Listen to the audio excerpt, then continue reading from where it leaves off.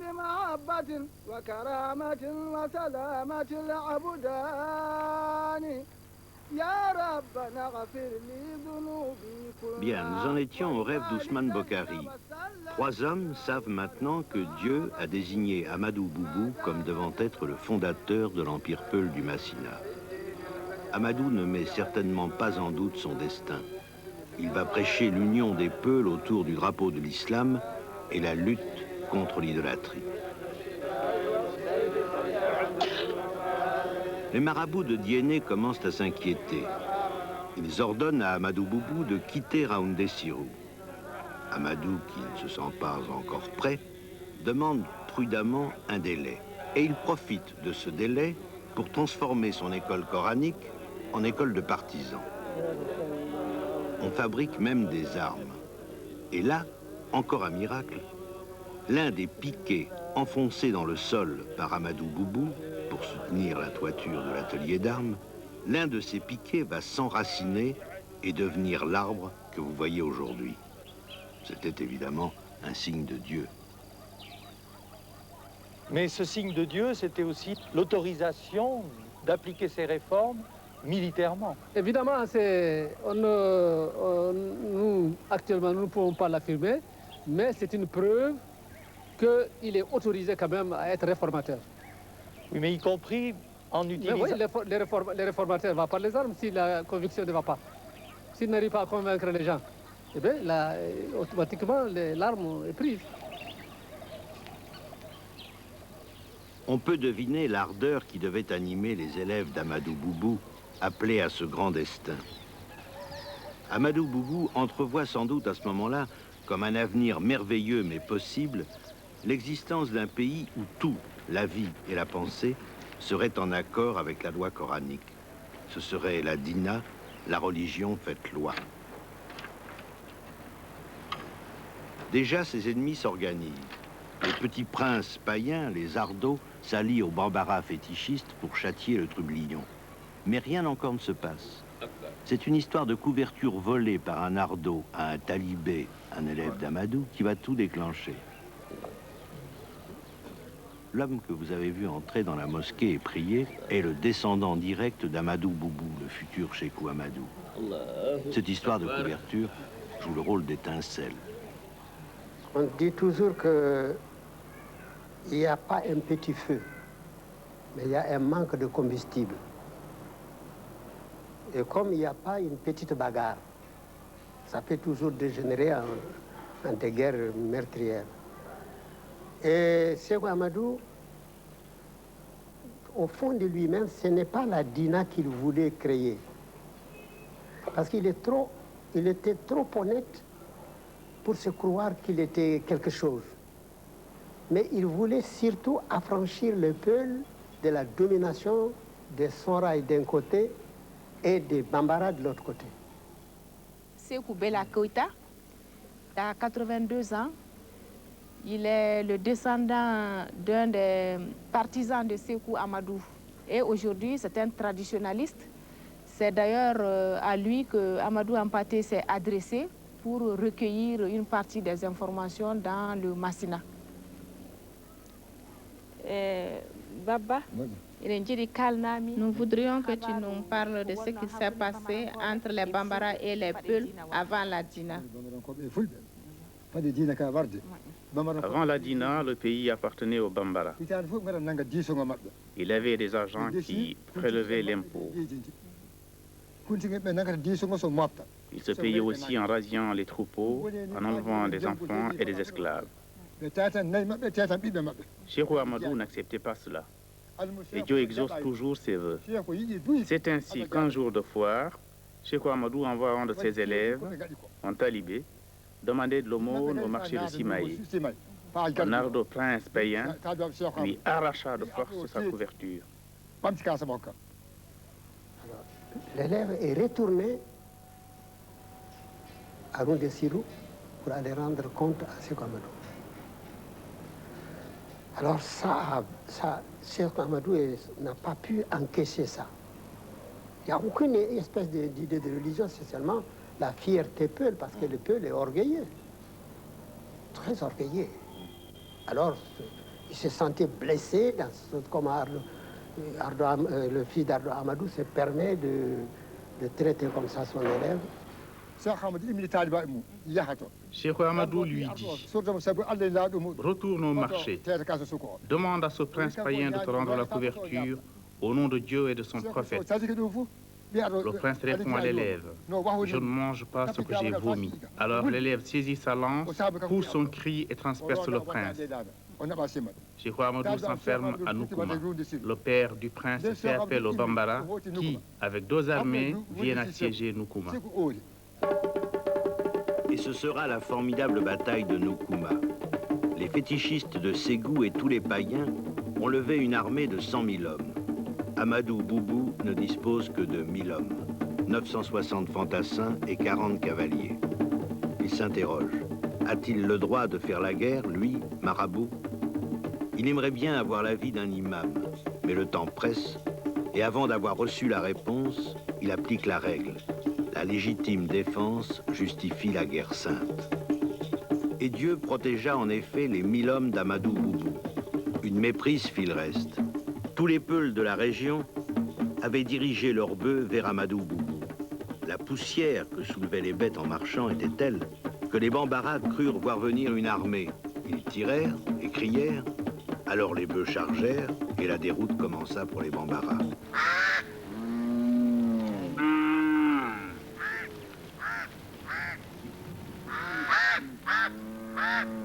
La légende dit que Dieu fit tomber des milliers de têtes de bœuf pour en corner les fétichistes. Avant la bataille de Noukouma, pourquoi est-ce que Cheikh Amadou a choisi 3 groupes de 313 hommes? Les 313 hommes, c'est-à-dire que c'est pour imiter le prophète.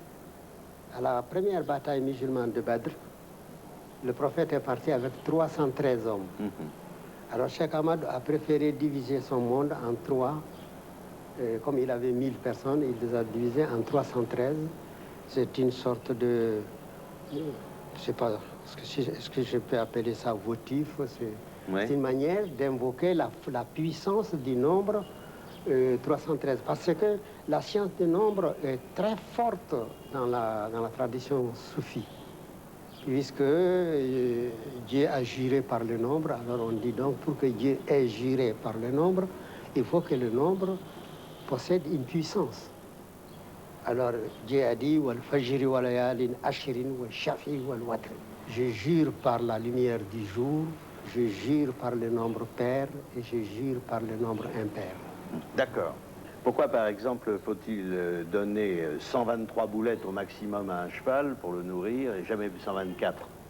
123, parce que 123 est considéré dans les 9 nombres sont divisés en 3.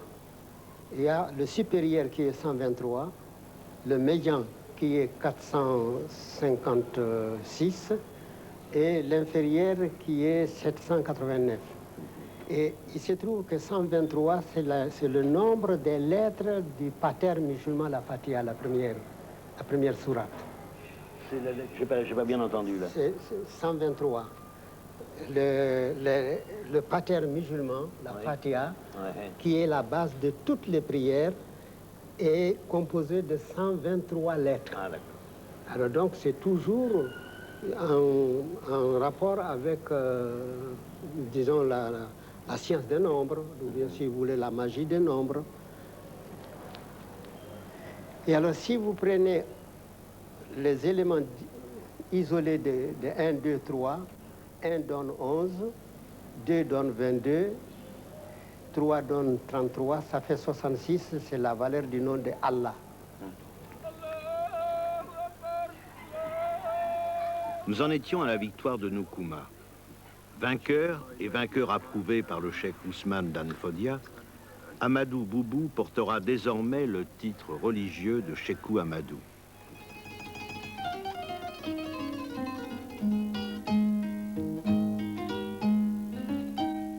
Il lui reste maintenant à bâtir son empire, c'est-à-dire à donner une réalité physique, matérielle à sa volonté spirituelle.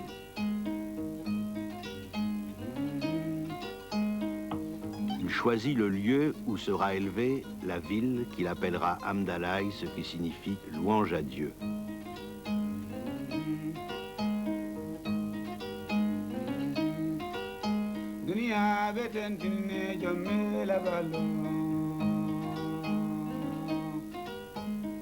Il place la ville en dehors de la zone inondée, à quelques kilomètres de Mopti. C'est tout ce qui reste aujourd'hui de cette ville qui, divisée en 18 quartiers, comptera 100 000 habitants. Au commencement, Sékou Amadou réunit une centaine de marabouts et leur dit « Il faut que tous ensemble nous donnions au pays une organisation solide qui puisse assurer à tous une vie économique et sociale meilleure. » Et il leur demanda de rédiger des projets. Les auteurs des 40 meilleurs projets, il en fit les 40 membres du Grand Conseil, leur donnant le pouvoir absolu, à condition que leurs décisions soient en accord avec les lois de l'islam. 2 conseillers ne quittaient jamais Sékou Amadou pendant la journée. Ils tenaient à vivre devant témoins. Il fit venir de Dienné des maçons pour construire la mosquée. Elle ne comportait ni minaret ni ornement.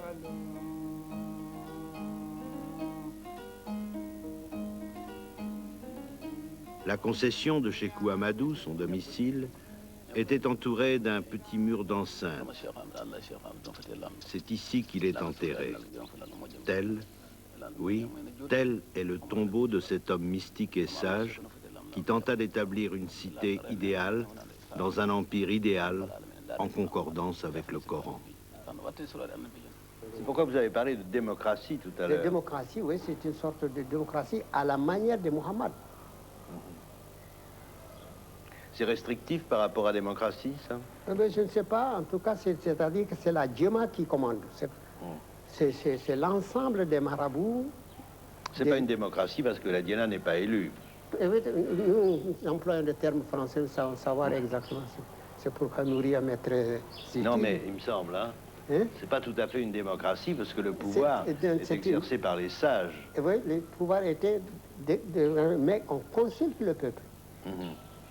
Par exemple, pour faire la loi, il y a eu même les palefréniers ont été consultés.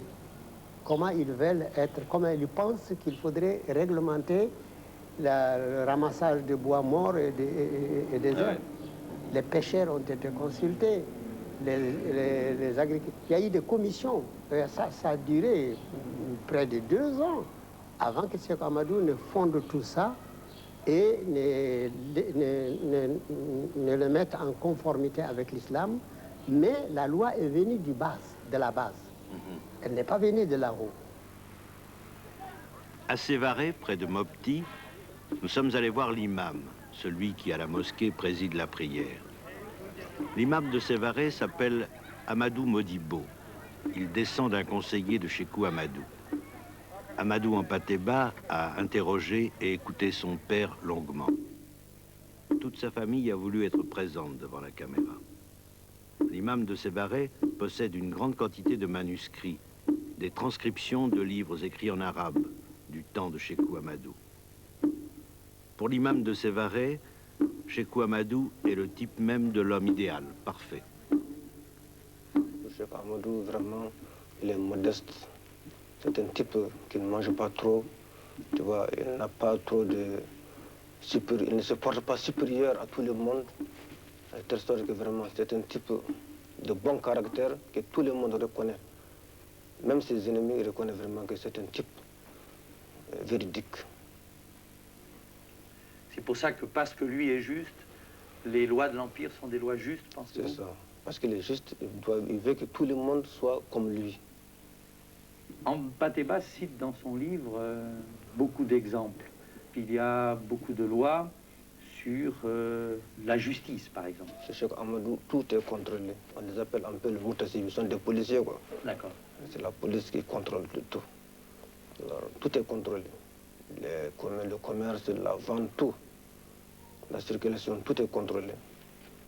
Alors justement, est-ce que c'est pas un peu trop contrôlé? Est-ce que c'était pas une ville où finalement il y avait un régime policier pesant pour l'habitant?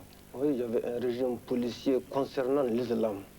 Parce que tout le monde était obligé vraiment d'adorer l'islam et de faire correctement comme on doit le faire.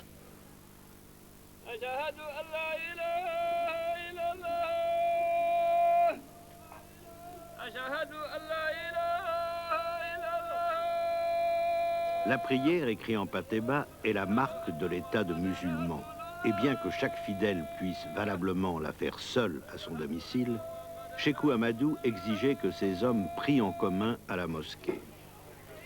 Son cousin, El Hadj, était obèse. Il arrivait toujours en retard à la mosquée. Sékou Amadou le releva de son commandement. L'obèse promit d'être exact. Alors Sékou Amadou le nomma muezzin. Aussi l'obèse dut-il être en avance pour ouvrir l'appel à la prière.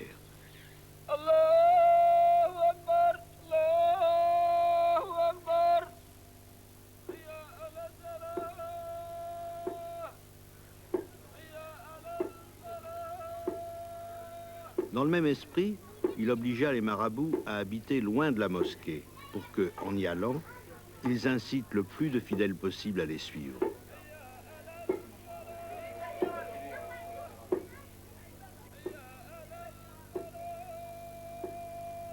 Par ailleurs, Sékou Amadou ouvrit à Hamdalaye 600 écoles coraniques. La journée même, pour les adultes, comportait un emploi du temps. De la prière du matin jusqu'au déjeuner, on devait se consacrer à Dieu.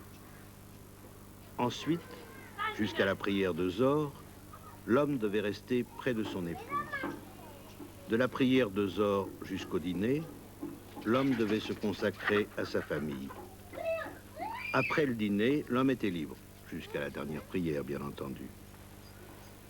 Toute la vie était comme la journée, organisée.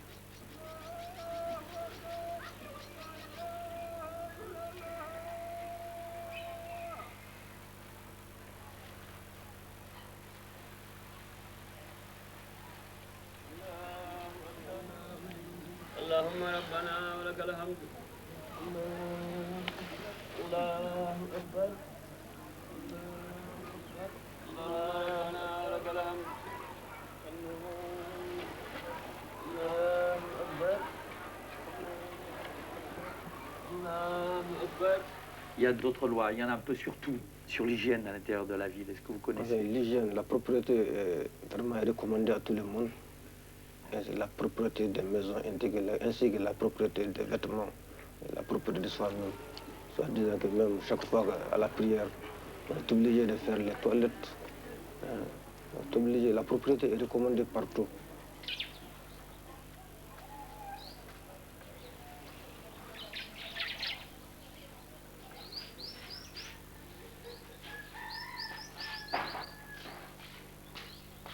Dans tout l'Empire, l'hygiène et la propreté étaient réglementées.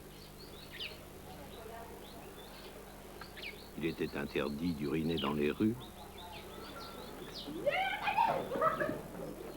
Les vêtements ne devaient pas être en contact avec les souillures du sol. On coupait ceux qui descendaient au-dessous de la cheville.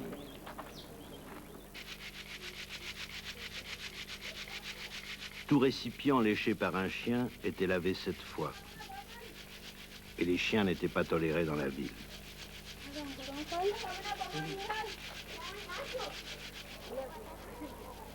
Il était interdit de maltraiter un cheval ou un âne. Sinon, l'animal était saisi, vendu, mais son prix était versé au propriétaire de la bête.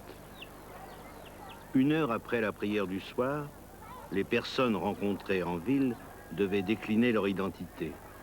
Et si elles étaient mariées, devaient justifier leur sortie devant le tribunal.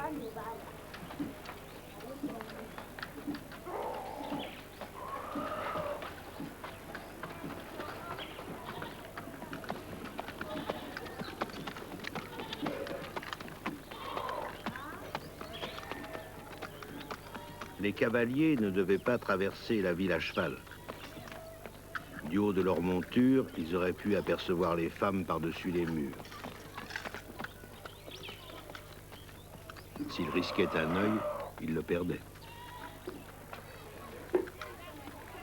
Une femme noble n'était jamais fouettée. Si elle avait commis un délit, on battait le toit de sa maison. Mais si son mari rentrait chez lui sans avoir prévenu, une femme noble pouvait porter plainte contre lui pour manque de confiance injurieux. Au pays du Massina, Cheikh Amadou interdit qu'on fasse du tort à autrui, qu'on s'écarte des lois de l'islam. Si quelqu'un s'en écarte, si on doit le frapper, on le frappe. Si on doit l'enfermer, qu'on l'enferme. Si on doit le tuer, qu'on le tue. Quels sont les délits pour lesquels on tuait les gens? Si tu bois de l'alcool, si tu calomnies, si tu commets l'adultère, dans ces cas-là, si tu es un jeune, c'est la bastonnade, mais si tu es adulte, on te tue.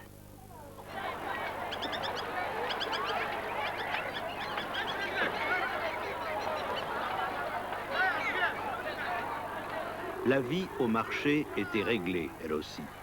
Les marchandes de lait devaient couvrir leurs récipients. La calebasse utilisée pour servir le lait devait être lavée après chaque mesure. Le prix des denrées était fixé par le Grand Conseil qui, par ailleurs, avait unifié toutes les mesures sur le territoire de la Dina. Pour définir l'un des étalons, le Grand Conseil avait choisi un homme de taille moyenne et mesurait la distance comprise entre le creux de l'aisselle et l'extrémité du majeur. L'or était pesé à l'aide de grains d'acacia ou de tamarinier. On veillait à ce que les mesures et les prix soient respectés.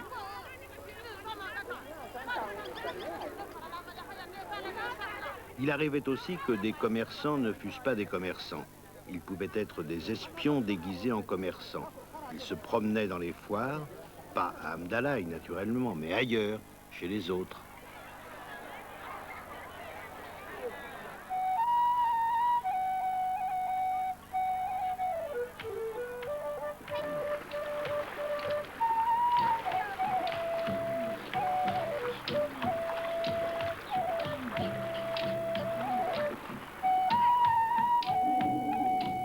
Enfin, et j'allais dire surtout, Sékou Amadou réglementa la transhumance des troupeaux en temps et en lieu.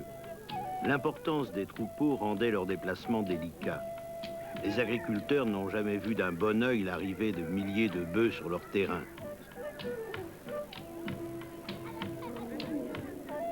Il y avait encore un autre péril à conjurer. Les razzias que les Bambaras se faisaient un plaisir de tenter. Sékou Amadou édicta les trajets, les jours de départ, les haltes et la destination finale. Le tout accompagné de soldats.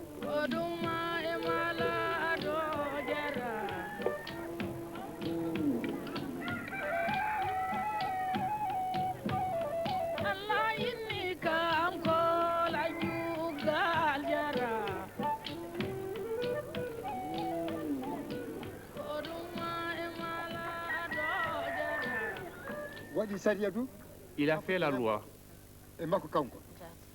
Chaque agriculteur devait un impôt sur sa récolte. De Tombouctou à Djenné. Seule la région de Sebra ne payait pas, parce que la religion est partie de là. Est-ce à cause des Bambara qu'on a tracé ces passages? Non, pas à cause des Bambara. À cause de tous les agriculteurs et de tous les éleveurs. Pour que pendant l'hivernage, ils évitent de s'insulter et de se battre, et que chacun reste sur son territoire. Voilà pourquoi Sékou Amadou l'a fait. Même les Bambara ont accepté ces passages, aussi bien ceux qui prient que ceux qui ne prient pas. Tous étaient d'accord sur cette réglementation.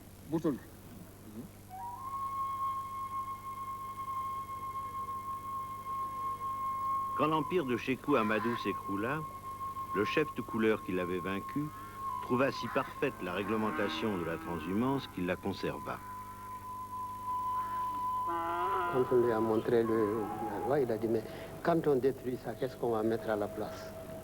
Il dit, alors non, la loi reste intacte.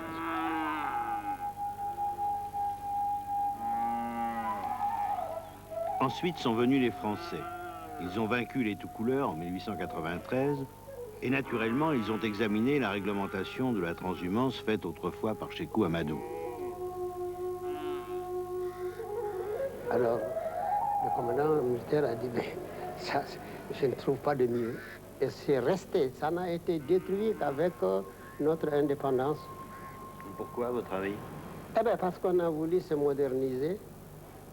Et on trouvait que c'est dépassé. Et on a gardé... On n'a pas gardé, mais tout est... Non, mais je veux dire, ce qui a été détruit à ce moment, ce qui a été aboli à ce moment-là est resté aboli, on n'est pas revenu en arrière. Non, on a fait les répartitions des prairies, les répartitions des pêcheries, de tout ça c'est fini. On a dit il faut que ce soit une loi. On a voulu copier le socialisme, voilà. Lequel? Le socialisme de l'Est. C'est-à-dire durant tout le temps de Modibo Keïta. C'est dommage. Absolument dommage. Et vraiment c'est dommage. Ça a fait une... Je ne sais pas comment qualifier ça. Et nous avons abdiqué notre personnalité, nos coutumes, nos traditions, ce qui faisait la paix, et nous avons amené je ne sais quoi, c'est-à-dire que, disons que le socialisme nous a amené d'étoffes, nous a amené de vêtements confectionnés, mais pas à notre mesure. Si bien qu'eux, ils ont perdu l'étoffe et nous ne sommes pas habillés.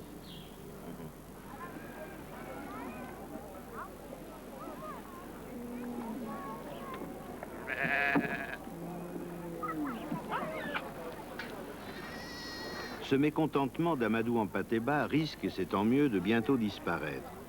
Il semble que le gouvernement actuel du Mali ait décidé de tenir compte du passé quand il avait fait ses preuves.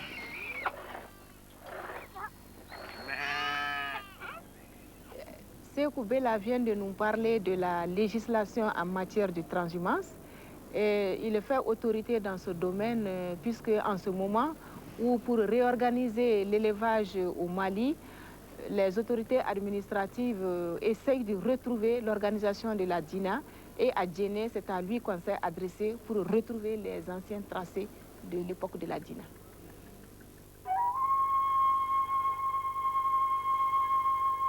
Je viens d'évoquer la chute de l'empire de Sékou Amadou, qui mourut en 1845 après un règne de 27 ans. Il y eut pendant ces 27 ans beaucoup d'affrontements et pas mal de trahisons, mais Sékou Amadou dut mourir satisfait de son œuvre.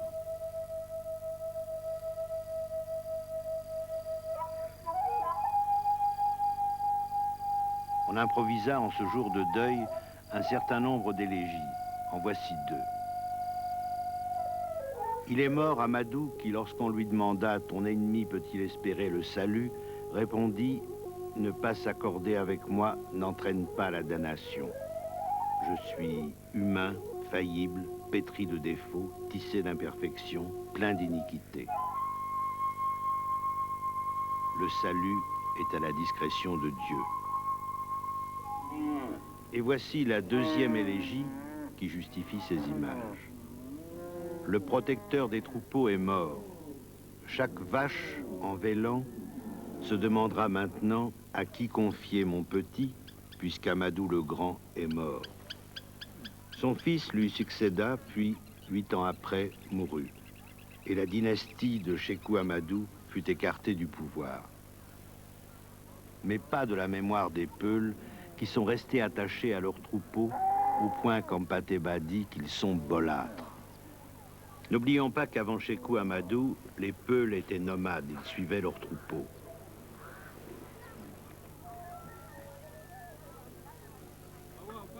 Le Grand Conseil obligea chaque famille, au sens large, il y en avait plusieurs centaines, à bâtir un village sur leurs terres et à y vivre.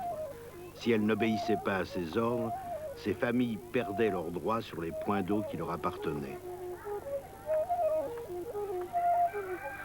Réussir à bâtir un empire, à organiser une société jusque dans les moindres détails, à partir d'une population nomade à l'origine, cela tient du miracle.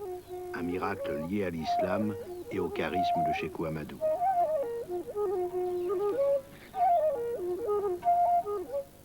Baba, nous savons que tu as des ouvrages de l'époque de la Dina. Oui. Montre-les-nous. Maintenant qu'on a croisé quelques garants de cette histoire, on peut se poser la question, qui peut témoigner de ce temps-là qu'on vient de vous raconter? Des ruines, il y en a peu. Des monuments, il n'y en a pas. Certes, quelques marabouts, quelques descendants du Grand Conseil ont chez eux des manuscrits datant de cette époque. Ceci est un ouvrage de l'époque de la Dina. C'est Cheikh Amadou qui l'a écrit. Ça, c'est quel ouvrage? Ça, c'est Jalal d'Abdoulaye Saoudi.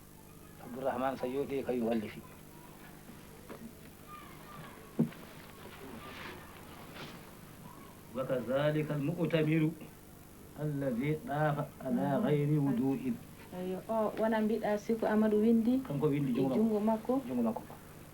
Il explique que c'est un ouvrage qui a été écrit par Sékou Amadou en personne. Et là, ça montre l'importance de l'écrit dans la Dina, parce qu'on utilisait beaucoup l'écrit, ce qui n'était pas du tout dans les habitudes de la région. C'est-à-dire que l'existence de ces écrits et la force du livre, disons, a permis à Sékou Amadou d'asseoir son pouvoir. Oui, et souvent, et comme au départ ce n'était pas dans les traditions, il ne disposait pas de ces livres sur place et il était obligé d'aller les chercher très loin, comme dans le Haoussa.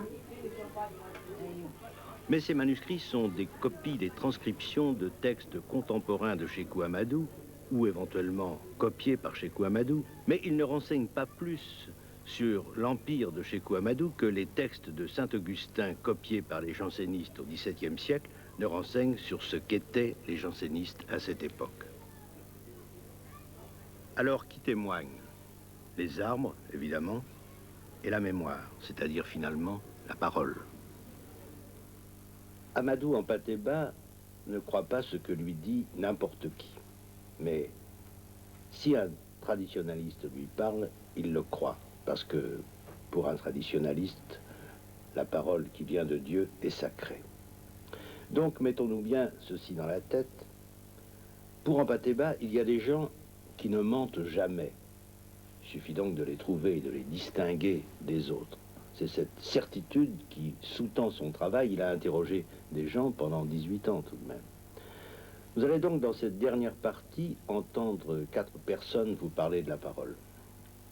Amadou en Patéba d'abord, puis un forgeron, un bambara, puis un tisserand, un peul. Mais le forgeron et le tisserand ne diront rien.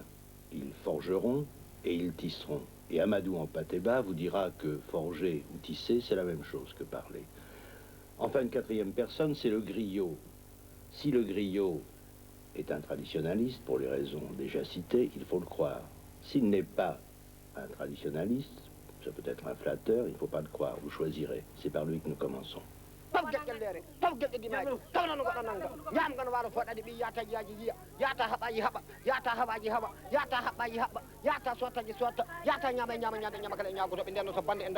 Ce griot récite la généalogie du chef de village de Diafarabé, El Hadj Demba Diallo.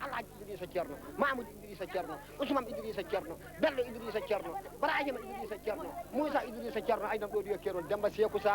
y a plusieurs sortes de griots, je voudrais vous dire. Il y a plusieurs sortes de griots, mais j'ai toujours interrogé le griot traditionnaliste, c'est-à-dire des griots généalogistes qui sont alors les historiens.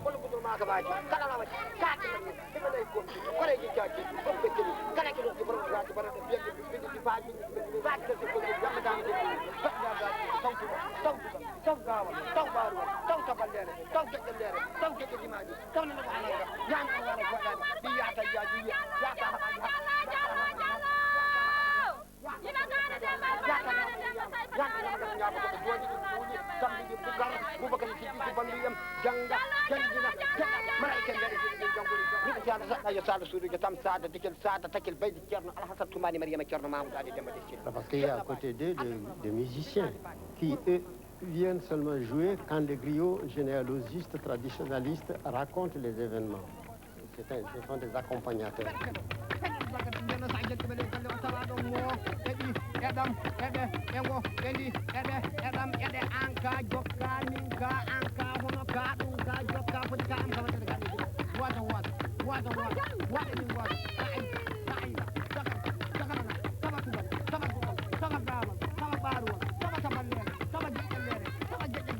avez écouté, interrogé des griots qui vous ont permis de reconstituer pratiquement la généalogie de tout le Massina. Ah, pas de tout le Massina, mais de beaucoup de généalogies.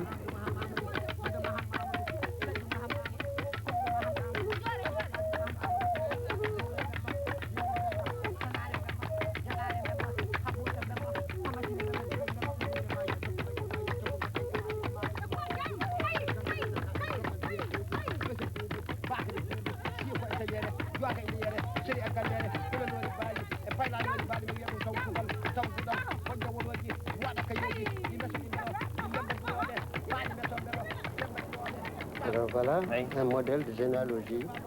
C'est un seul griot qui vous a récité ça. Oui, c'est pas un griot, c'est une famille. Ça, c'est une famille. Oui, oui, c'est un généalogiste de famille qui m'a répété ça.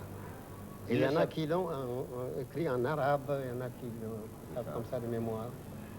Donc ça, c'était pas écrit, c'était écrit dans sa tête simplement. Oui, mais c'était écrit dans sa tête. Et il le récitait sous une forme traditionnelle. Exactement, comment ça se passe comme si je récitais ma Fatiha, je ne trompe pas.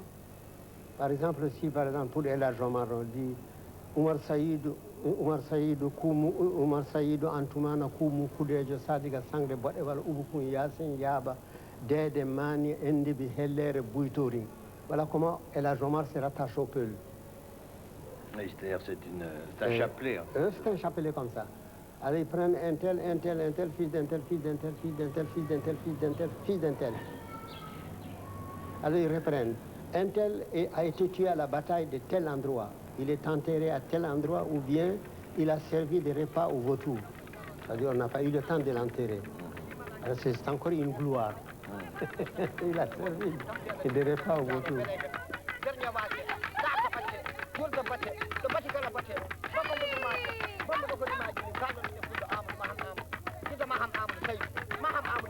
La parole est sacrée parce que Dieu a créé avec la parole. On dit que Dieu est un forgeron, mais dont l'outil est la parole. Il crée.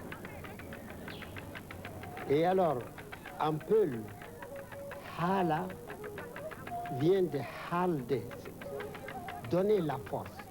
En deux, donc, la puissance de la création, la force créatrice se trouve dans la parole. Alors c'est pourquoi la parole en Afrique valait plus que n'importe quoi. Un homme préférait sa parole à sa vie. Et c'est pourquoi on dit, si ce que je dis n'est pas vrai, ne crois plus en moi. Il ne me considère plus comme un homme.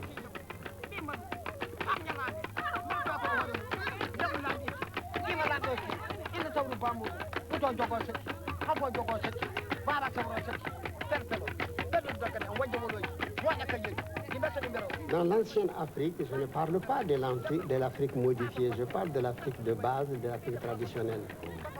On ne viole jamais la parole donnée. Ça valait mieux que... On dit, donne-moi ta parole. S'il la donne, c'est terminé.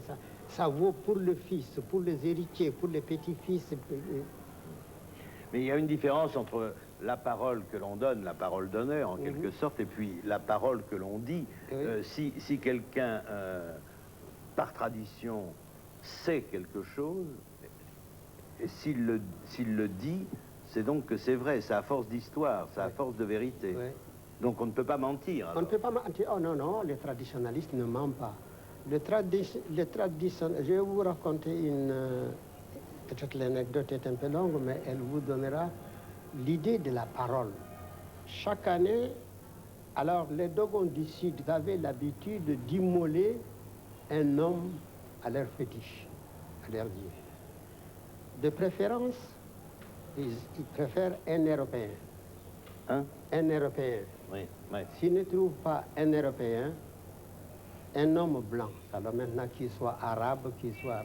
Alors quand ils ne trouvent pas du tout un homme blanc, ils cherchent un Peul qui est la sauve-souris entre les blancs et les noirs. Alors s'ils ne trouvent pas un Peul, c'est le premier fils du sacrificateur. Alors, cette année-là, ils n'ont pas trouvé de victime. Mais par malheur, une femme Peul est arrivée le soir même à la dernière foire. Or, le lendemain, c'est le sacrifice. Elle a amené là son lait. Et or, elle est liée par parole à amitié avec une famille Dogon. Dès qu'elle a posé sa calebasse de lait, sa camarade lui dit, mais tu es folle. Tu ne sais pas que demain c'est le sacrifice et qu'on n'a pas trouvé quelqu'un. Elle dit non. Mais alors comment je vais faire? Je lui dis, va tout de suite. Dis au sacrificateur que tu viens avec ta parole et tu lui demandes sa parole. Tu te confies à lui, tu te mets entre sa chair et son sang. Le sacrificateur accepte de la cacher. Mais des gens du village lui demandent s'il n'a pas vu une femme Peul. Le sacrificateur est déchiré.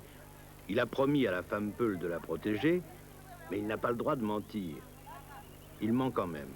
Il dit « elle n'est pas là ». Alors les gens du village cherchent la femme Peul et la trouvent. Ils disent au sacrificateur « c'est nous qui l'avons trouvée. Nous viendrons la chercher demain matin ».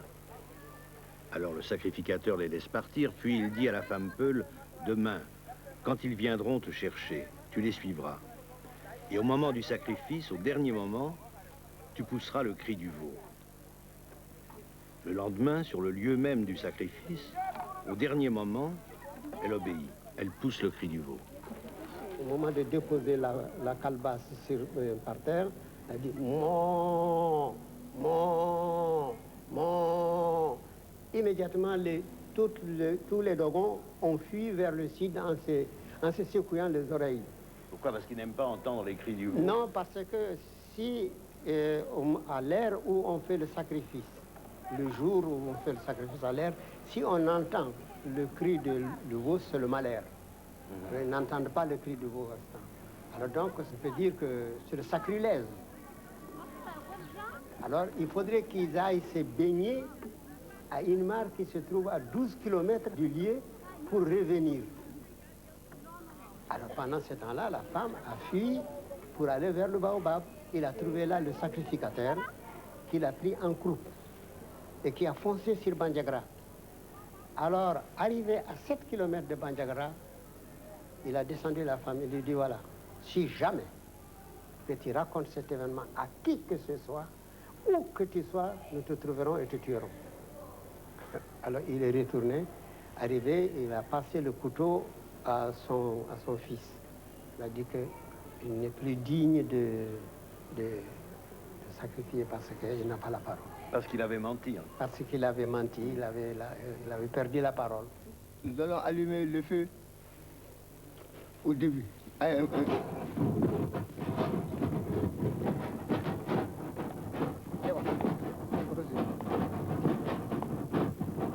Autrefois, le forgeron parlait ce qu'il faisait. Sa parole et son action étaient réciproques. De la tradition, ce forgeron a gardé le rythme.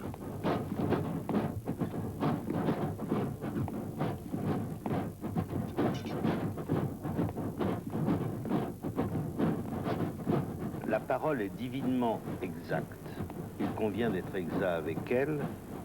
La langue qui fausse la parole vicie le sang de celui qui ment. Alors je reprends la première phrase. La parole est divinement exacte. C'est-à-dire que la parole elle-même est connaissance. Il n'y a pas de... La connaissance est dans la parole. La connaissance est dans la parole. Parce que la parole est mère de la connaissance. Par conséquent, la tradition orale donne la connaissance de tout, toutes les connaissances. Par la parole. Est-ce on peut imaginer qu'un homme sache tout? Ah non, pas tout.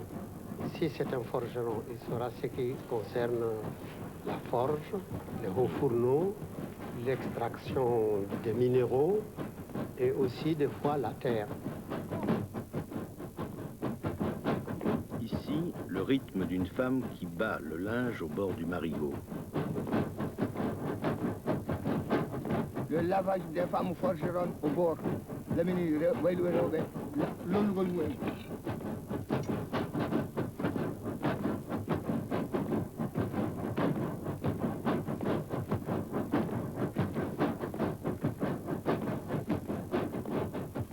si le cordonnier parlera de qualité des peaux d'animaux et aussi comment il faudrait les teindre et quelles sont les plantes qu'il faut prendre pour fabriquer des couleurs.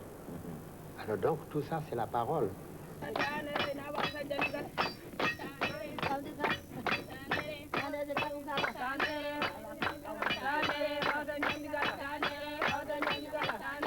Alors mais on dira que c'est la parole du cordonnier, c'est la parole du forgeron, c'est la parole du maçon, c'est la parole de la potière, c'est la parole du tisserand.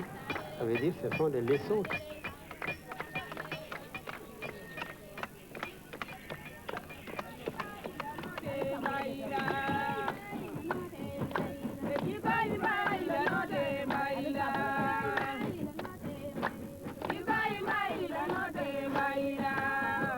Le réel traditionnaliste est une sorte de saint.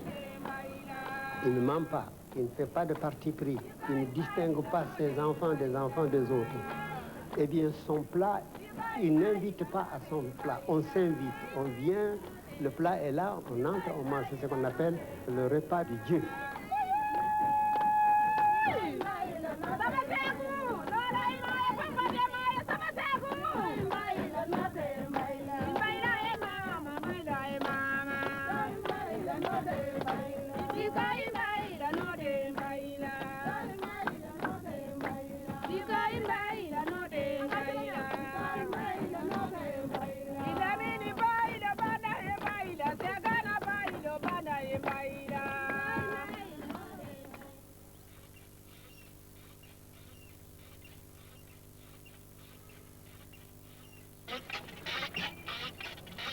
Vous dites à un moment que l'exercice du métier de tisserand est le symbole de la parole. Oui, c'est le symbole de la parole parce qu'on dit que ce n'est pas seulement le symbole de la parole, c'est presque même le symbole de la création. Le tisserand a 33 outils. 33 outils.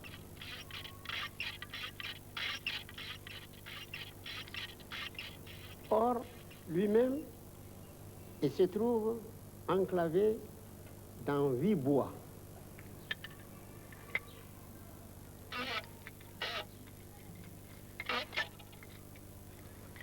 Alors, il a un bois sous son ventre. Il a ses pieds posés sur 2 bois. Je parle du tisserand traditionnel. Et alors, il y a le fil de trame, le paquet du fil de trame qui est au loin. Cela est considéré comme l'avenir, demain. Alors, le fil de trame est considéré comme la vie qui s'écoule, mais sans consistance. Il y a le peigne,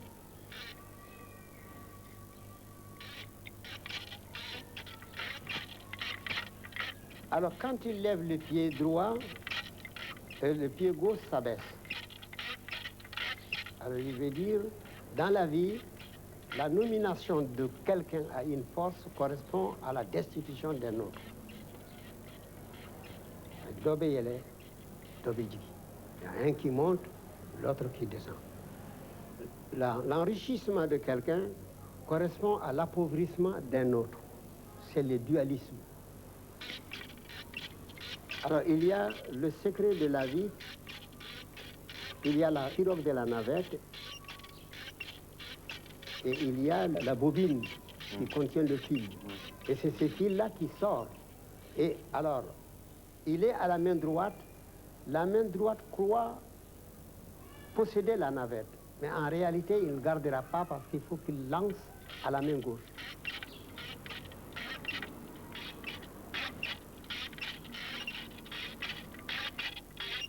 Pendant que la main droite est démunie, la main gauche croit qu'elle a gagné, mais elle ne gardera pas. Elle renverse. Alors pendant ce temps, le fil de la chaîne s'entremélange et crée la bande.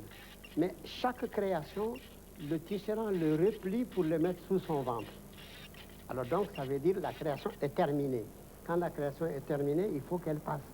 Alors chaque jour, donc, une nouvelle création. Quand un pied se lève, un pied se baisse, et ainsi de suite alors.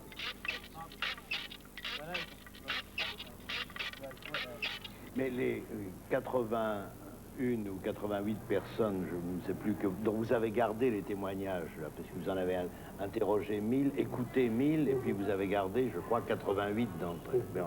Ces 88 personnes sont tous des traditionalistes? Ah oui, sont tous des traditionalistes ou des exégètes du Coran. D'accord. Donc des gens qui ne mentent pas. Des gens qui ne mentent pas.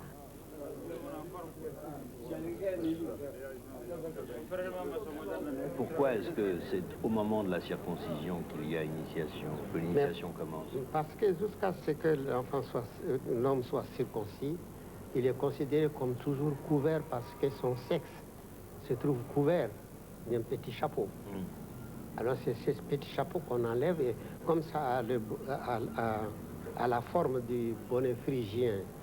Alors, et que le circoncis porte un bonnet phrygien, ça veut dire son bas est monté à son haut. Donc il a atteint le savoir. Et il y a des choses qu'on lui apprend au cours de 3 mois de retraite de la circoncision.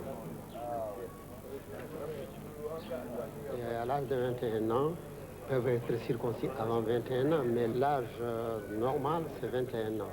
Pourquoi? Parce qu'il faudrait 3 fois 7 ans. Alors, 21 ans, il a sa majorité. Mais ce n'est pas une majorité à la manière occidentale. Parce que chez nous, tant que le père vit, le fils n'est pas majeur. Il reste éternellement mineur. Un mineur a 10 enfants, 15 enfants, mais il est mineur, tant que le père vit. Et alors, à 21 ans, on dit qu'il est apte, plutôt pas majeur, mais il est apte à recevoir les connaissances. Donc il met 21 ans pour apprendre, 21 ans pour mûrir ce qu'il a appris, ce qui lui fait 42 ans, alors il a droit à la parole. Sinon, on la lui prête. Il ne la prendra pas en public. Mais à moins qu'il soit un enfant précoce. Alors on dit que quand la main de l'enfant est bien lavée, il peut malaxer la bouillie pour le vieux, c'est-à-dire il peut préparer la soupe de vieux. Il est 7 heures du matin. C'est la famille et les amis du jeune homme que l'on circoncis.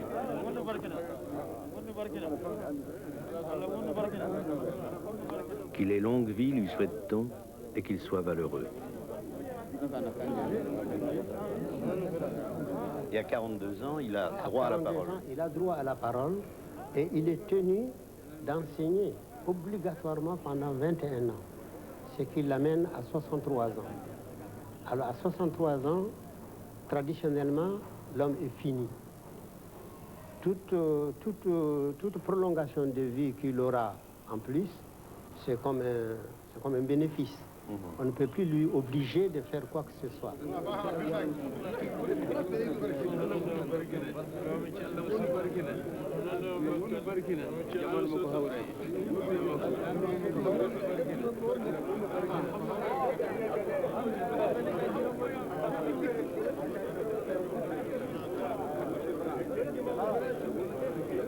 Même ce matin, mon fils est venu me dire je dois aller à Bamako, je viens de demander la permission. Quel âge a-t-il? Il a 47 ans. Il a 47 ans. Mais si vous aviez dit non, tu ne vas pas à Bamako... Il partira pas. Il aurait été surpris peut-être. Hein? Il aurait été surpris peut-être un peu. Non, non, parce qu'en venant, il m'expliquera pourquoi il va. Et alors la saison et la conscience ne me permettra pas, je n'ai pas le droit d'exercer une fantaisie. Ouais. Quand je sais qu'il va pour une chose rentable pour la famille, pour lui, au contraire, je dois l'aider même à partir. Mais vous trouvez que c'est mieux, enfin que... Mieux, je ne sais pas vraiment ce qui est mieux dans cette vie-là. Et dans l'autre? Et l'autre, d'abord, ça c'est un espoir. Ouais. L'espoir fait vivre.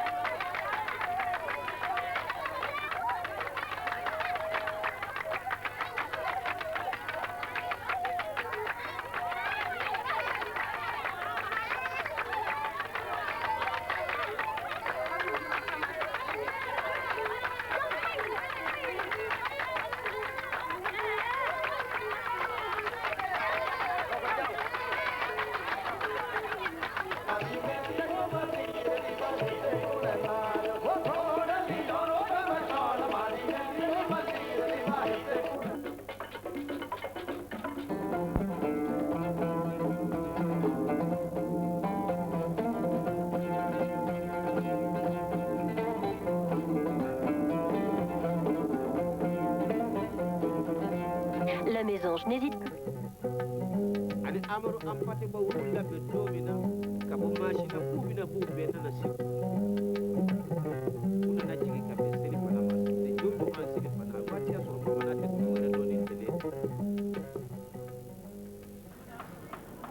Si l'on en croit ce qui est porté sur mes actes d'état civil, je suis né à Bandiagara vers 1901. Mais les recoupements que j'ai effectués par la suite m'inclinent à penser que ma naissance se situe plutôt aux alentours de décembre 1899 et de janvier ou février 1900, puisqu'elle eut lieu au plus vif de la saison froide. Plus vraisemblablement au début de l'année 1900, puisque, paraît-il, je suis né l'année où le roi Agiboutal a effectué son voyage en France, lequel eut lieu en 1900.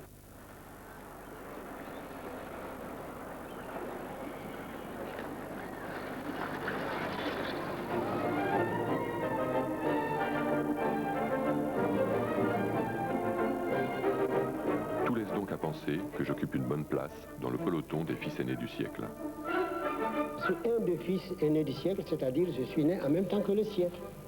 Et alors mon siècle est un siècle à la fois troublant, exhortant. C'est un siècle de fin et de départ. En 1893, 2 ans avant la naissance de Amadou Hampâté-Bâ, le Mali, que l'on appelle alors le Soudan, devient colonie de l'Afrique occidentale française, sous la férule du colonel Archinard. C'est un pays chargé de l'histoire des empires qui s'y sont succédés, Malinké, Songhai, un empire qui s'étendait de l'Atlantique à Tombouctou. Amadou Hampâté-Bâ est un descendant des grandes familles Peul et tout couleurs qui se sont affrontés pour la domination de la boucle du Niger.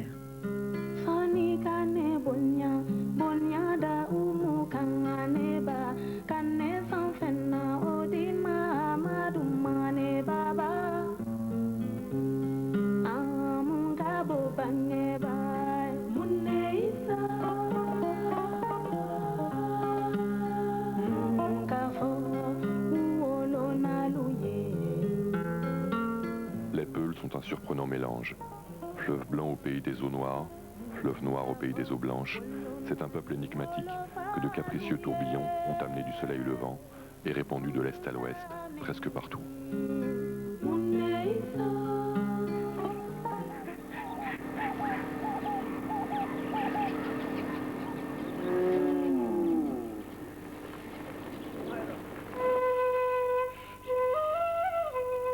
Le Peul, c'est le pasteur par excellence. Et on le trouve partout où on trouve l'herbe. Mais il est ennemi de la forêt parce que le bovin n'y vit pas. Il est ennemi du grand désert parce que le bovin n'y vit pas. Il est l'homme de la savane. Il est originaire de partout, habitant de nulle part. Je suis tout le temps en train de lutter. Est-ce que je suis blanc? Est-ce que je suis occidental? Est-ce que je suis Peul? Est-ce que je suis Bambara? Tellement ces trois ethnies se sont accaparées de moi. J'ai grandi parmi les Bambara. De tous les Peuls de chez moi, je suis le plus Bambara. Je connais toutes les initiations Bambara, contrairement aux enfants Peuls.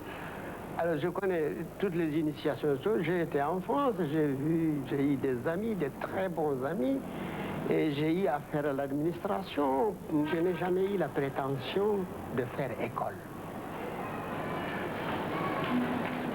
J'ai eu la prétention d'être moi-même d'abord et d'être sûr que je suis moi-même. Et là, je suis tout le temps en train de lutter avec moi-même. Puisque l'école française m'a quand même marqué. Dans ce temps-là, aller à l'école, c'était une chose horrible. Parce que d'abord, on considérait que le fait d'aller à l'école vous sort de votre tradition. Et on envoyait à l'école que les gens qui n'avaient pas vraiment de défenseurs. Amadou Hampâté-Bâ est né dans une famille puissante et respectée. Par sa naissance, il peut prétendre à l'exercice d'un pouvoir local et traditionnel qui s'opposerait à celui de l'administration coloniale. Il est donc de ceux qui doivent plus que tout autre passer par le moule de l'école française. L'école des Blancs va être pour lui une révélation, la découverte d'une autre culture, une culture écrite, dans laquelle la mémoire se transmet par les livres. Dès lors, je pris chaque matin de bonne heure le chemin de l'école qui se trouvait environ à 2 kilomètres de la maison. Je portais en bandoulière un sac de toile contenant mes nouveaux trésors, mes cahiers, mes livres, mon ardoise, un beau porte-plume en bois blanc de France muni d'une plume sergent-major, des crayons, un crayon d'ardoise, 2 gommes, l'une à l'encre et l'autre à crayon, un buvard, une toupie garnie de sa ficelle, un petit couteau et un sachet préparé par Niellé et contenant quelques friandises, arachides, patates douces, pois de terre. Amkoulel, sur la route de l'école, ressemble à Pagnol. Par le classicisme de l'écriture, le porte-plume en bois blanc de France pourrait être celui d'Alain Fournier, la toupie celle d'un gamin de la guerre des boutons. Pour la première fois, un Africain fait un roman de son enfance, et cette écriture, née de l'école coloniale, profite de la formidable mémoire de la tradition orale.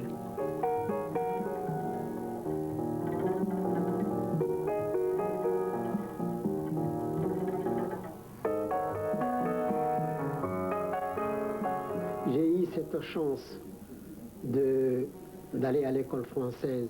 Puis il n'y avait pas des écoles à mon temps. Le certificat d'études primaires, qu'on qualifiait certificat d'études primaires indigènes, était un des plus hauts diplômes qu'on pouvait acquérir. Et personnellement, je n'ai acquis que c'est le diplôme. Il disait qu'il faut toujours rendre hommage à ses maîtres, quels qu'ils soient, bien qu'ayant fait très peu d'études, puisqu'en fait, ses études se sont terminées 2 ans au-dessus de ce qu'on appelle le certificat d'études primaires. Hein. Bon. Mais dès les petites classes, on leur enseignait un français absolument parfait.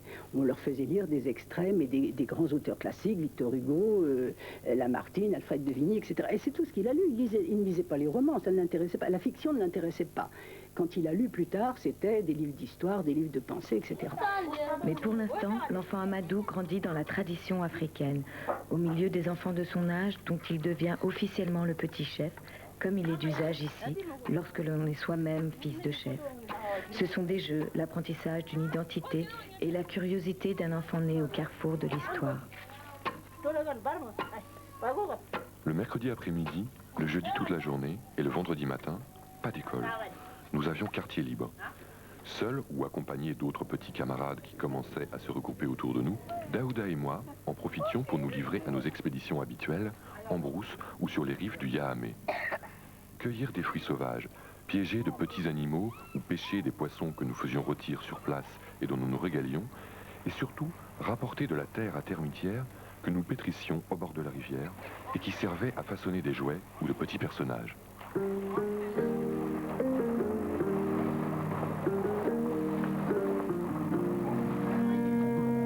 Pour être complet, il ne nous manquait plus que d'être jumelés, comme le voulait la coutume, avec une association de jeunes filles de même catégorie d'âge que nous, et dont nous deviendrions, en quelque sorte, les chevaliers servants et les protecteurs étitrés, elles-mêmes devenant nos dames de cœur platoniques.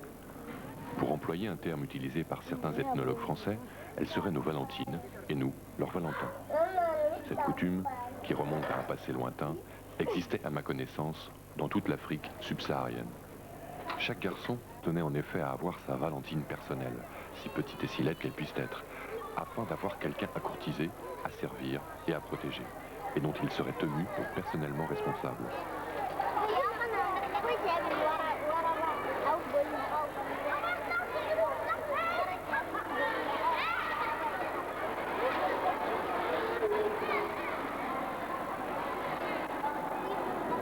Vous entendez le conteur, il vous emporte. Mais ça, c'est l'écriture. Mais quand Hampâté parle, c'est un homme merveilleux, il vous séduit.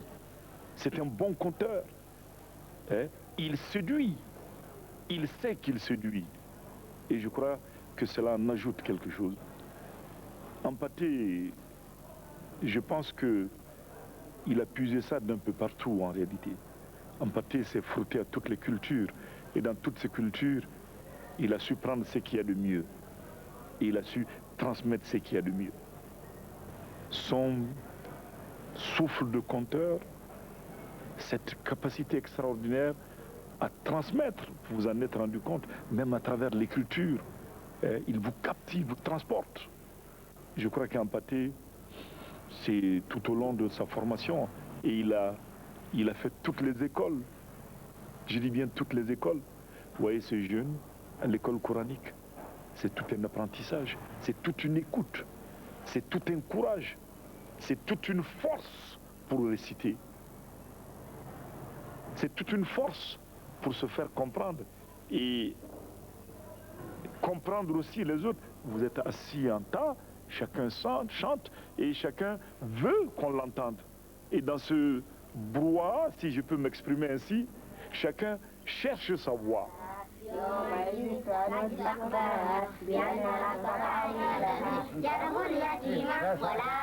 Chaque élève clamait sa leçon à tue-tête sans se soucier des autres, dans un vacarme indescriptible qui, curieusement, ne gênait personne. Vers 7 heures, si je savais bien mon texte, je prenais ma planchette et m'avançais vers Tierno. Il se tenait généralement dans le vestibule de sa demeure, plus rarement dans sa chambre. « Moody, lui disais-je, j'ai appris ma leçon. » Je m'accroupissais auprès de lui et récitais mon texte. S'il était satisfait, je pouvais aller laver ma planchette pour y inscrire de nouveaux versets dont il me donnait le modèle. Sinon, je conservais ma leçon de la veille et la révisais jusqu'au lendemain. Mais je prenais alors un jour de retard sur le délai dont je disposais pour terminer l'apprentissage du Coran. Délai qui était traditionnellement de 7 ans, 7 mois et 7 jours.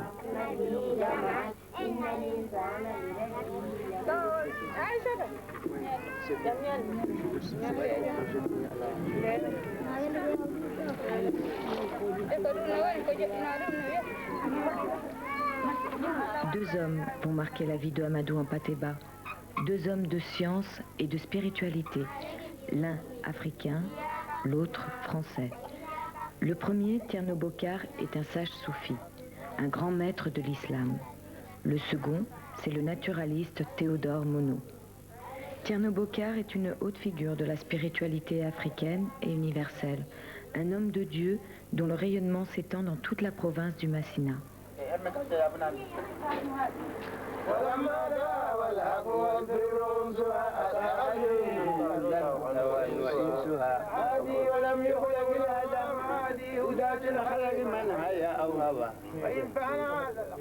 À Bandiagara, dans la cour de sa maison, Thierno Bokar partage son temps entre l'enseignement et la prière. Il conduit ceux qui peuvent le suivre sur la voie de la méditation ésotérique pour déchiffrer le monde. Son enseignement, basé sur la tolérance et la reconnaissance de l'autre, prône la réconciliation des religions, la recherche de l'unité essentielle de l'homme. Théodore Monod, chercheur de l'homme autant que de l'âme, effectuera un pèlerinage sur sa tombe avec Hampâté-Bâ. أشهد أن لا إله إلا الله. Parce qu'Hampâté-Bâ était curieux de toutes choses et très ouvert à la connaissance qui l'entourait. Il n'était pas du tout renfermé dans sa doctrine à lui. Il était toujours resté un musulman pieux, bien entendu, c'est normal. Mais il savait qu'il y avait une autre tradition que la sienne et il était curieux de les connaître. Et d'ailleurs, Thierno Bokar, son maître, disait aussi qu'il faut prendre contact avec les autres croyants dans d'autres domaines. C'est pas automatique chez les croyants d'accepter de prendre connaissance des traditions voisines. Nous avons fait ce pèlerinage à Bandiagara. C'était un homme très modeste, Thierno Bokar d'ailleurs. Il était tailleur-brodeur finalement. C'est son métier, il faisait des habits pour les gens. On lui a proposé la carrière militaire, mais il a dit non, je préfère habiller les gens que les mettre à bord.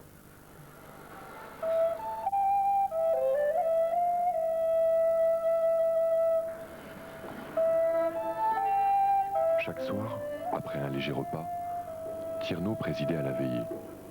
La veillée africaine réserve à ceux qui savent en jouir les joies les plus rares. C'est l'heure où, autour d'un maigre lumignon, la cellule familiale se reconstitue. L'étranger de passage, l'isolé en visite, y sont conviés et la conversation roule sur les sujets les plus divers. Jusqu'à l'heure où vient la somnolence, de belles histoires sont évoquées. De merveilleuses légendes s'ébauchent, tirées du néant ou des vieilles croyances. Chez Tierno, on racontait la plus belle histoire du monde, celle de la création et du devenir de l'homme. L'enseignement que me prodiguait mon maître était un enseignement d'ordre religieux, mais en même temps sociologique et, je dirais, traditionnel, c'est-à-dire l'éducation de l'enfant, qu'est-ce que doit être un enfant, qu'est-ce que doit être un homme, quel est le devoir de l'homme vis-à-vis de son pays, et qu'est-ce que l'être humain lui-même. Il s'est beaucoup battu pour la valorisation des cultures africaines, pour leur prise en compte, le combat pour les langues nationales, le combat pour les traditions orales, le combat pour l'alphabétisation. Ça, nous devons beaucoup à Hampâté.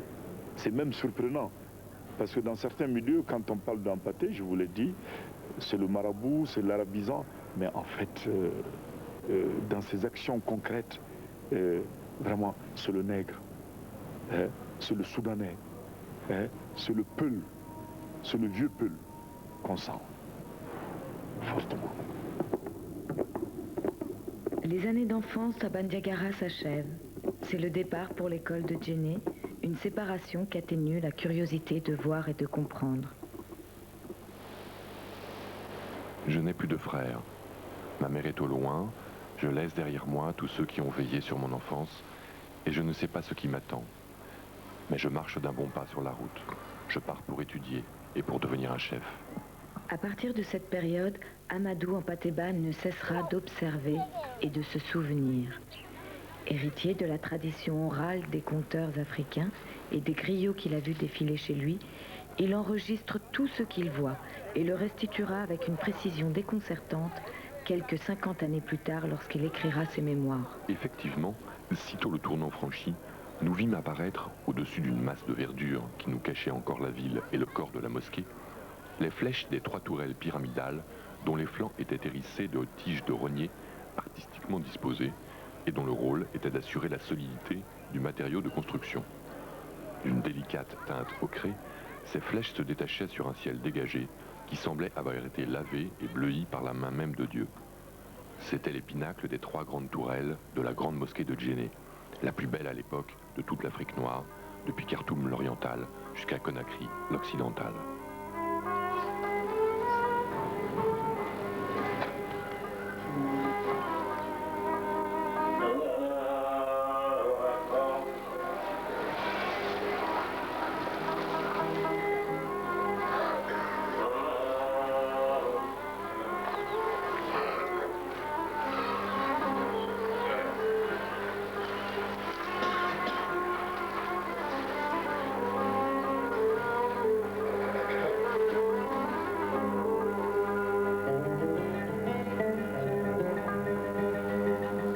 De son beau-père, c'est le deuxième époux de sa mère, venaient les plus grands conteurs, les plus grands musiciens, les plus grands savants en différents domaines, et l'enfant baignait là-dedans depuis son enfance. Donc il a recueilli des connaissances, et il dit jusqu'à 22 ans, j'ai tout recueilli dans ma mémoire. À 22 ans, il commence à écrire. Il n'a jamais cessé de récolter. Et un jour, quand il a commencé à écrire les articles, il était tellement plein de ses beautés, de ses richesses, qu'il a bien fallu, il fallait qu'il les partage, il fallait qu'il les communique. Alors il y avait la loi de la transmission, mais il y avait chez lui en plus l'immense plaisir qui était visible quand on est en face de lui, de communiquer cette richesse. Alors c'était une jubilation, c'était une joie, on était émerveillés quand on entendait conter quelque chose. Là encore, son originalité a été, en plus d'être un conteur extraordinaire qui fait revivre les choses quand il vous les raconte, il a su les faire revivre de la même manière en les écrivant. Comment se fait-il qu'il ait une mémoire aussi précise des gens qu'il a rencontrés, des épisodes de voyage? Quand il raconte un voyage, ce grand voyage qu'il fait pour rejoindre son premier poste de petit fonctionnaire, alors il n'y a que 2 hypothèses possibles, ou bien il a une mémoire fabuleuse, ou bien il prenait des notes. Quelle est la technique matérielle pour enregistrer cette somme colossale de connaissances, de faits précis, des noms, des dates, des détails matériels de toutes sortes? C'est extraordinaire. Je n'ai pas de solution. C'est encore un autre phénomène que celui de la mémoire africaine et de la sienne en particulier, mais c'est la mémoire africaine en général. Quand il se trouve à un moment de sa vie, il n'a pas besoin de notes, il va le chercher à l'intérieur de lui-même et le moment est là en entier. Comme un film, il a souvent dit, mais c'est un film qui se déroule et je suis dedans. Et c'est pas un souvenir, c'est pas quelqu'un qui se souvient, il s'est passé ça. Il le revit, ça se déroule, et comme il le déroule et qu'il le vit, il le raconte. Et c'est pourquoi dans Amkoulel, quand il raconte les souvenirs de l'enfant, et quand vous avez, dans le style, vous avez la fraîcheur de l'enfance, parce que c'est pas le vieillard qui écrit, c'est l'enfant en lui.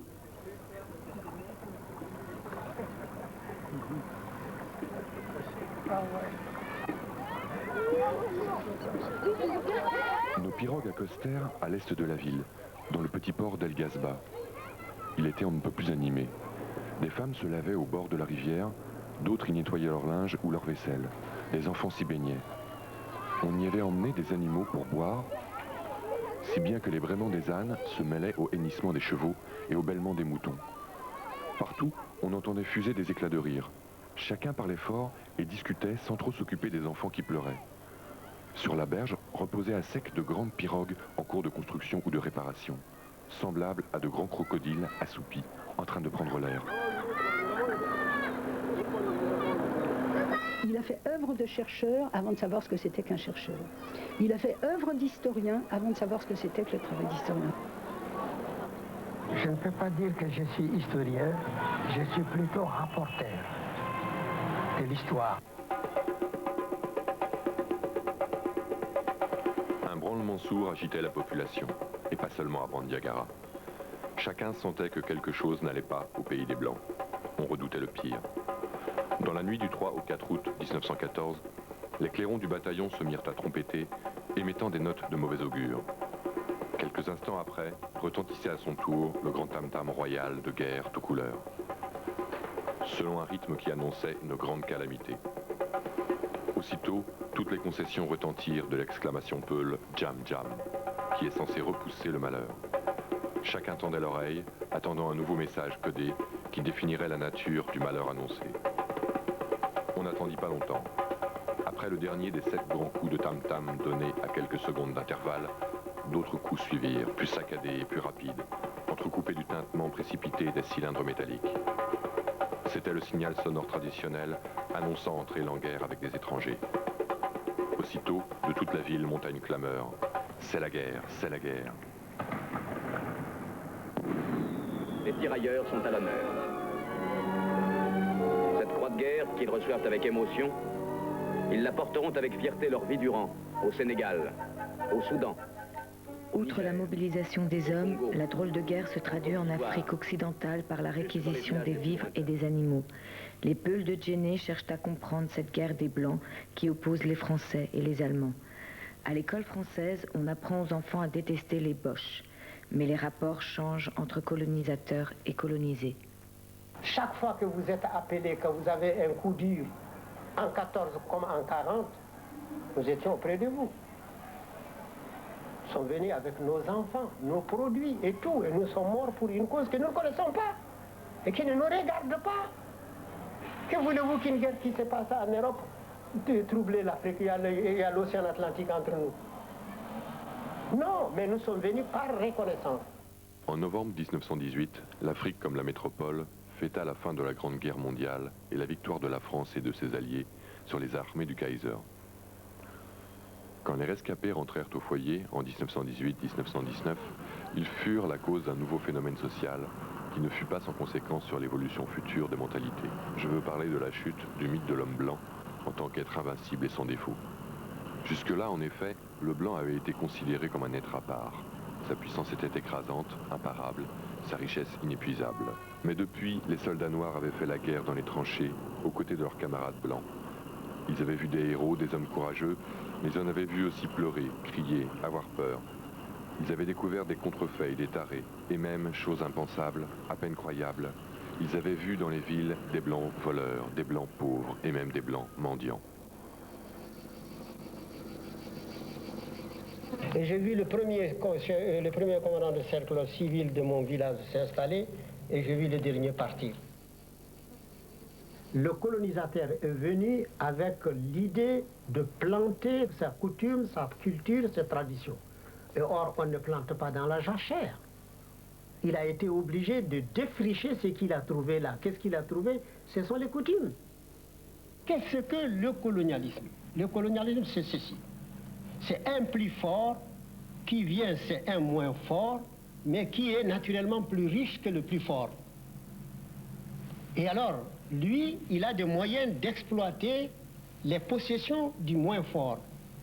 Alors, il vient s'installer, je viens pour te civiliser, parce que ta manière de vivre n'est pas bonne. Le colonisateur, c'est celui qui dit que viens, je vaux mieux que toi, accepte que je vaux mieux que toi. Je veux que tu sois moi. N'apprends pas ta langue, n'apprends pas tes coutumes, tout ça c'est pas bon. Mais ce qui est à toi sera à moi, et ce qui est à moi je le garderai. Et toi je te ferai venir pour que tu sois moi, mais je n'accepterai pas que nous soyons égaux. Les Blancs étaient là, ils n'imaginaient même pas qu'il puisse exister un autre système. Il y avait même des légendes qui couraient sur leur origine. Et c'est à force d'être dans l'administration et après d'avoir vu, comme il dit, les trucs et les trocs de l'administration qu'il a commencé à comprendre le système commercial, d'exploitation, etc. Mais quand l'indépendance est venue et que, bien sûr, tout le monde criait après le colonialisme, il a toujours condamné le principe du colonialisme. Mais là encore, avec relativité, il disait, mais attention, il n'y a pas que les Français. Il y a eu le colonialisme de tous les temps. Il dit nous-mêmes, les tout couleurs, on a été conquérir d'autres... Il dit tout le monde à un moment donné a pratiqué le colonialisme. Il dit même les fourmis colonialisent les pucerons chez elles pour extraire leur lait ou je ne sais pas quoi. Mais cela dit, c'est une tendance que l'humanité doit dépasser si elle veut évoluer. Hein. Alors ça, il le condamne en tant que principe, mais en reconnaissant que ça a toujours existé et que l'humanité doit évoluer en abandonnant cette tendance à vouloir s'imposer aux autres. La vie est une succession de colonisations. On se colonise les uns les autres. Je suis colonialiste, fils de colonialiste, petit-fils de colonialiste. Mais malheureusement, un plus colonialiste est venu me coloniser. Voilà.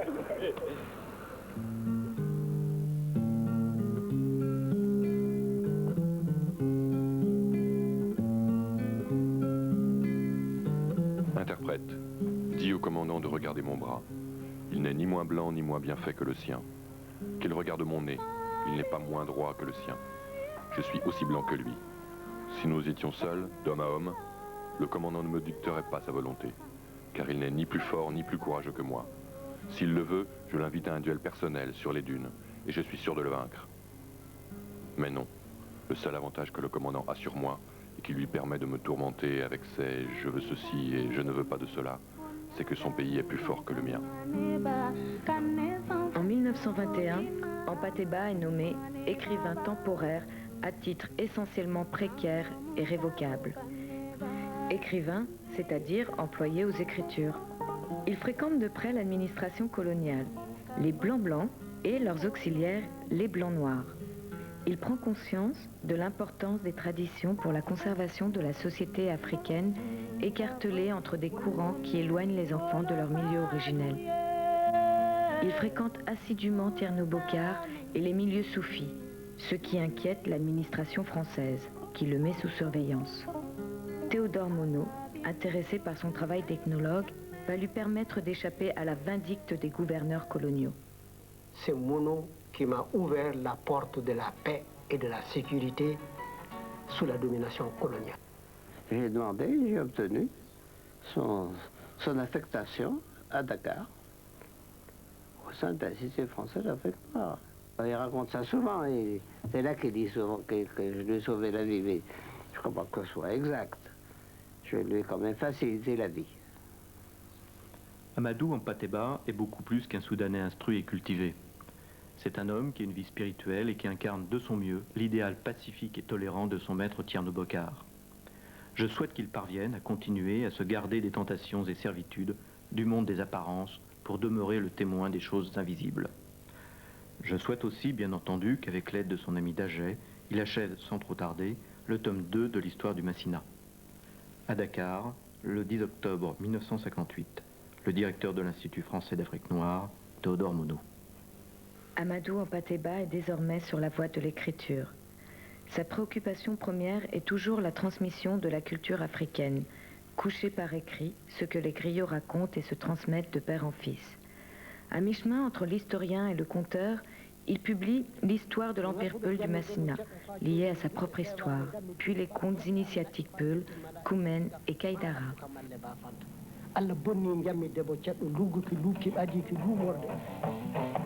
Le secret qu'il a livré, c'est que il dit, mais quand j'écris, je pense en Peul. Et puis ensuite, je traduis en français. Alors là, il a su transposer, il a su traduire, mais comme c'est un poète Peul, qui déjà il baigne dans cette langue qui est une langue de poésie, d'images, d'humour, pleine de couleurs. Et en plus, lui est un immense poète dans sa propre langue. Alors vous imaginez si c'est magnifique ce qui se passe dans sa tête. Et sa connaissance de la langue française fait qu'il arrive à faire passer ça dans la langue. C'est pourquoi il a dit, je n'écris pas, quand j'écris, c'est de la parole couchée sur le papier. À la Sorbonne, dans un amphithéâtre de la Faculté des Lettres, s'est déroulé le premier congrès des écrivains et artistes noirs organisé sous l'égide de la revue Présence africaine. Monsieur Alioune Diop, animateur du congrès, ouvre les débats sur le thème général de la culture noire.